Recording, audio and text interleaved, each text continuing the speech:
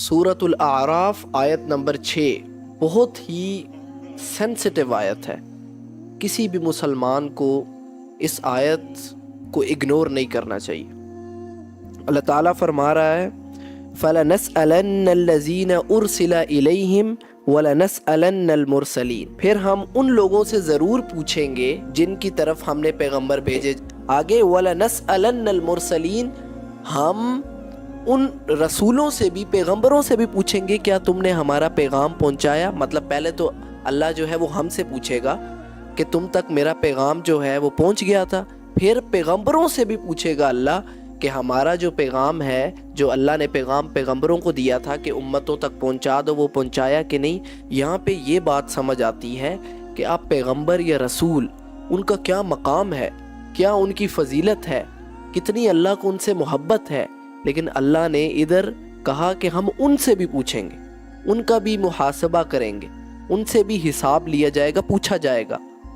تو آج کل ہم لوگ جو کہ ہر دوسرا بندہ یہ کہہ رہا ہوتا ہے کہ اللہ معاف کر دے گا، چھوٹ ہو جائے گی، جنت تو ہمارے لیے ہے، ہم تو جنت کے ٹھیکیدار ہیں، ہم تو امت محمدی میں سے ہیں، ہم تو محمد کے امتی ہیں.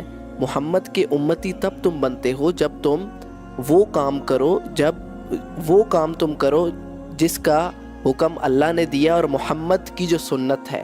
جب تم کوئی ایسا کام کرتے ہو جس سے اللہ یا رسول نے منع کیا تو پھر تم امت محمد میں کیسے رہ سکتے ہو؟ آپ ان لیمٹس کو ہی کراس کر رہے ہو.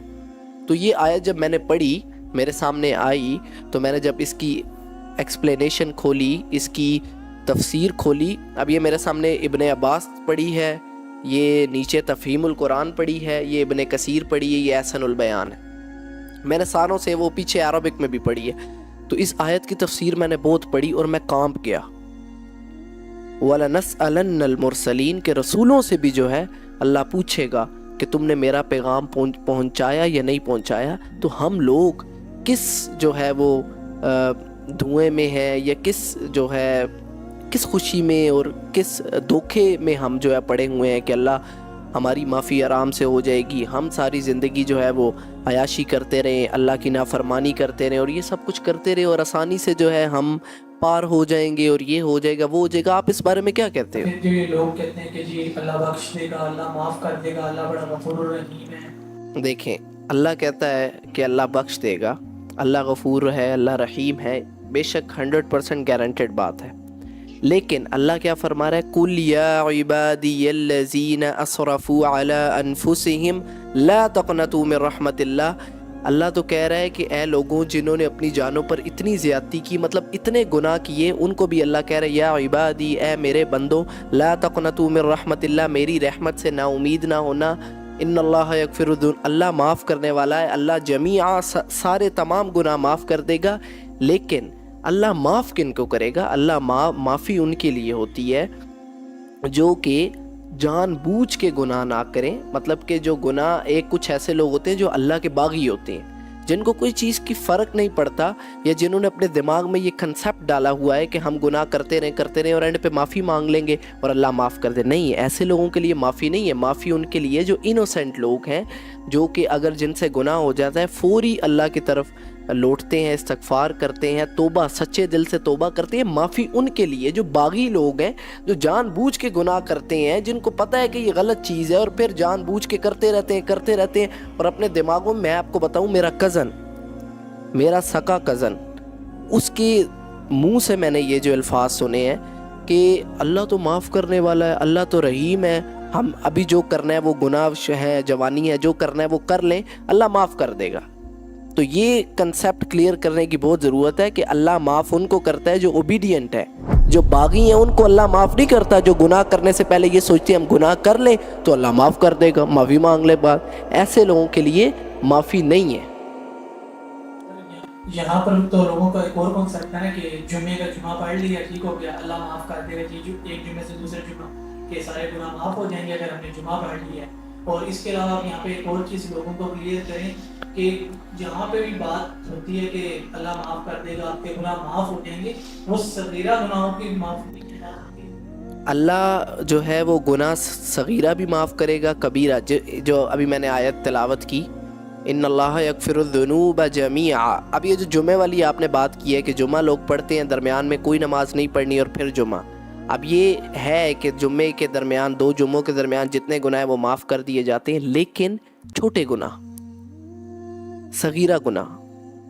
اگر آپ یہ کہتے ہو نماز چھوڑنا کبیرہ گناہ ہے، بہت بڑا گناہ ہے، میں کہتا ہوں، میں یہ سمجھتا ہوں، میں نے جتنا تھوڑا سا پڑھا ہے کہ یہ تو آپ نے تکبر کیا ہے، کہ اللہ کے آگے حاضر ہونے سے آپ نے شیطان والا کام کیا ہے، آپ نے نماز چھوڑ دی ہے. تو یہ کانسیپٹ بالکل غلط ہے کہ آپ جان بوجھ کے نماز کا انکار کرو، اللہ کے آگے حاضر ہونے کا انکار کرو، اور اللہ آپ کو جو ہے وہ، پھر آپ سچے دل سے توبہ نہ کرو اور اللہ آپ کو معاف کر دے گا، یا جمعے کے جمعے آپ کے پچھلے معاف ہو جائیں گے. وہ چھوٹے گناہوں کے لیے، وہ یہ نہیں ہے کہ آپ جان بوجھ کے آپ باغیوں والی حرکتیں کرو، آپ باغی ہو اللہ کے، آپ اوبیڈینٹ نہ ہو، آپ جان بوجھ کے یہ حرکتیں کرو اور اللہ آپ کو معاف کر دے گا. ایسے نہیں ہے، اللہ معاف کرے گا اوبیڈینٹ لوگ کو. اس طرح کہا جا سکتا ہے کہ جمعے سے جمعے ان لوگوں کے گناہ معاف ہوتے ہیں جیسے کوئی غلطی کوتاہی ہو جاتی ہے، جن کے فرض اعمال ان کے پورے ہوتے ہیں. چھوٹی موٹی کوتاہیاں جو صغیرہ گناہ ہیں، چھوٹے گناہ ہیں، وہ معاف ہو جاتے ہیں. جو جان بوجھ کے گناہ، اتنا بڑا گناہ جو درمیان میں نماز ہی نہیں پڑھتے، کبیرہ گناہ ہے نماز چھوڑنا، سب سے بڑا گناہ ہے، وہی چھوڑ دیتے ہیں، تو پھر ان کے لیے مینز نارمل یہاں پر جو یہ کنسیپٹ ہوتا ہے نا کہ آپ دیکھتے ہیں کہ جمعے کے جمعے لوگ جمعہ پڑھتے ہیں، مسجدیں بھری ہوتی ہیں، اس کے علاوہ نماز کے علاوہ بھی لوگ جمعہ پڑھتے ہیں، اس کے علاوہ کوئی ان کا نیکی نہیں ہے، کوئی ان کے فرض نہیں پورے، کوئی ان کے اعمال صحیح نہیں ہے. سو اس کا یہی ریسپانس ہوتا ہے کہ انہی لوگوں کے بیسیکلی انہی لوگوں کے لیے یہ ہے کہ ان کے گناہ معاف ہوں گے جن لوگوں نے باقی فرض اعمال پورے نہیں تھے، کوئی غلطی کوتاہی ایسے ہی ہے. تو اب یہ جو میں نے آیت کی، جو آپ کو جس آیت کو تلاوت کر کے وَلَنَسْأَلَنَّ الْمُرْسَلِينَ، یہی بات میں کرنا چاہ رہا ہوں کہ اللہ کہہ رہے ہیں ہم تو رسولوں کو بھی پوچھ کر رہیں گے کہ تم نے پیغام ہمارا پہنچایا یا نہیں. تو آپ یا میں کس کھیت کی مولی ہیں، ہم کس دھوئیں میں ہیں، ہم کس مس کانسیپشن میں ہیں کہ اتنی آسانی سے جو ہے وہ آپ آرام سے جو ہے وہ کس مطلب ایروگنس میں ہے، کون سا تکبر ہے. پہلا گناہ تکبر تھا، شیطان آدم کو بنایا، سب سے پہلا گناہ جو تھا وہ تکبر تھا، ایروگنس. اور آپ چلتے پھرتے جو کر رہے ہو ایروگنس دکھا رہے ہو، اللہ کے آگے انکار کر رہے ہو، تکبر کر رہے ہو، اللہ کے آگے حاضر ہونے سے آپ تکبر کر رہے ہو. اور اسی لیے آپ کو نہیں پتا کہ اللہ بہت سویٹ ہے. لیکن اللہ سویٹ کن کے لیے ہے؟ اللہ رحمان اور رحیم کن کے لیے؟ جن کے لیے جو اللہ کے اوبیڈینٹ ہیں. اللہ تو کہہ رہا ہے میں رسولوں کو بھی پوچھوں گا کہ انہوں نے پیغام پہنچا. ایک اور آیت ہے، یا ایھا الرسول بلغ ما انزل الیک من ربک وان لم تفعل فما بلغت رسالتہ، کہ اے نبی صلی اللہ علیہ وسلم، یہ اللہ تعالیٰ نبی صلی اللہ علیہ وسلم کو کہہ رہے ہیں کہ اے نبی صلی اللہ علیہ وسلم، ایک ایک چیز جو آپ کو ہم نے آپ پر نازل کی ہے وہ لوگوں تک پہنچا دیں، کوئی چیز چھپائے نہ. وَإِن لَمْ تَفْعَلْ فَمَا بَلَّغْتَ رِسَالَتَهُ، اگر آپ نے ایسا نہیں کیا تو رسالت کا حق جو ہے وہ ادا نہیں ہوگا. تو ہم لوگ پتہ نہیں کن ہواؤں میں اور کن سوچوں میں اور اس میں پڑے ہوئے ہیں. آپ اس چیز کا اندازہ یہیں سے لگا سکتے ہیں کہ جن صحابیوں کو بشارت ہو گئی تھی جنت کی، وہ پھر بھی اگر خود ان سے کوئی غلطی کوتاہی ہو جاتی تھی تو وہ روتے تھے، گڑ گڑاتے تھے، توبہ کرتے تھے. ایسے ہی ہے آج کل. آپ دیکھیں اگر کسی نے 5 وقت کی نماز پڑھ لی ہے نا، وہ سمجھتا ہے میں ابو بکر بن گیا ہوں، میں عمر بن گیا ہوں، میں عثمان بن گیا ہوں، میں علی بن گیا ہوں. ایسا نہیں ہے.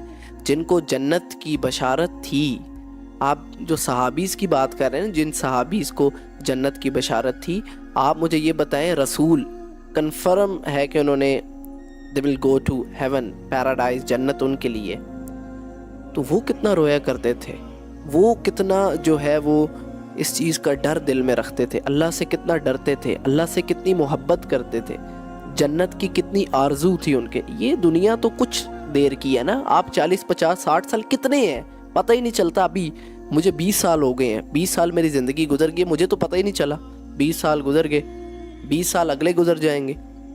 تو عقل مند انسان وہ ہوتا ہے جو انویسٹمنٹ وہاں کریں جہاں لانگ لاسٹنگ فائدہ ہے، ہمیشہ کا فائدہ ہے. تو عقل مند بے شک وہ دنیاوی طور پہ اس کے وہ ملینئر ہے، وہ بلینئر ہے، وہ جتنا مرضی پڑھا لکھا ہے، لیکن اس نے آخرت والی انویسٹمنٹ نہیں کی تو میں اس کو عقل مند انٹلیکچوئل پرسن کنسیڈر نہیں کروں گا، وہ جاہل ہی، اس کو پھر کہہ دیں گے پڑھا لکھا جاہل. جیسے یہود تھے نا کہ ان کے لیے جو فاتحہ میں کہا غیر المغضوب، مغضوب لوگ تھے، ان کو پتہ تھا، علم بھی ان کے پاس تھا، لیکن مانتے نہیں تھے، قبول نہیں کرتے تھے. تو ان کا وہی حساب